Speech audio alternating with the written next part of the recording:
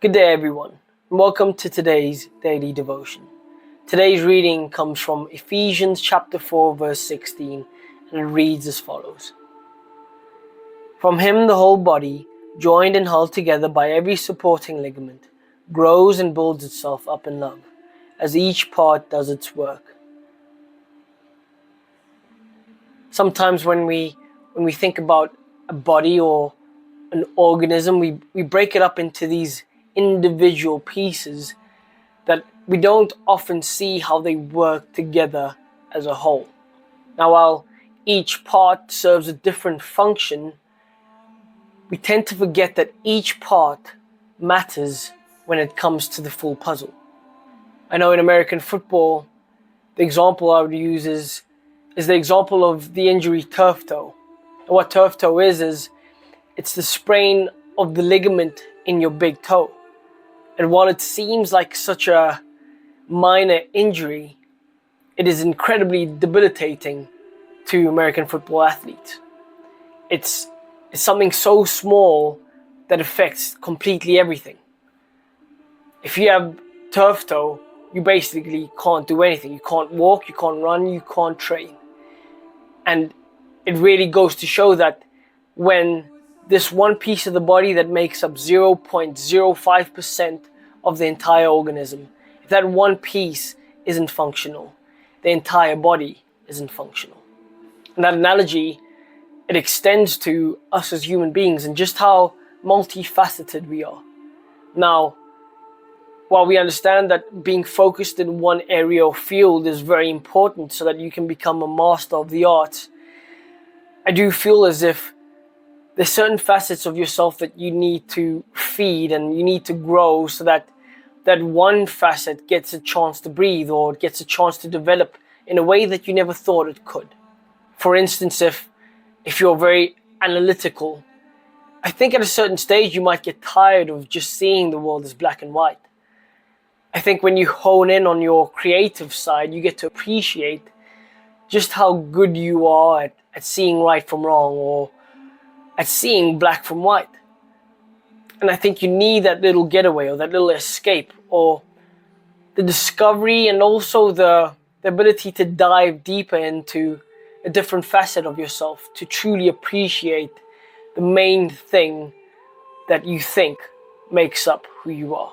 In the same way, when we live in echo chambers and we only choose to be a part of the things we know and the things we understand, we really do shut ourselves off to the rest of the world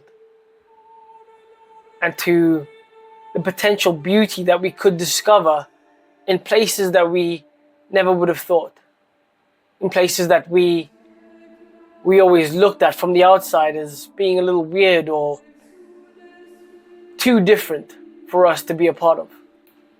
You see, I think to be a part of this celestial body that God created, a part of our duty is to really try and understand the things that aren't like us. So that while we might not agree and while we might not even see eye to eye, at the very least we can work in unison. We can understand one another. We can really look at the background of a certain demographic and understand why it is certain people are the way they are.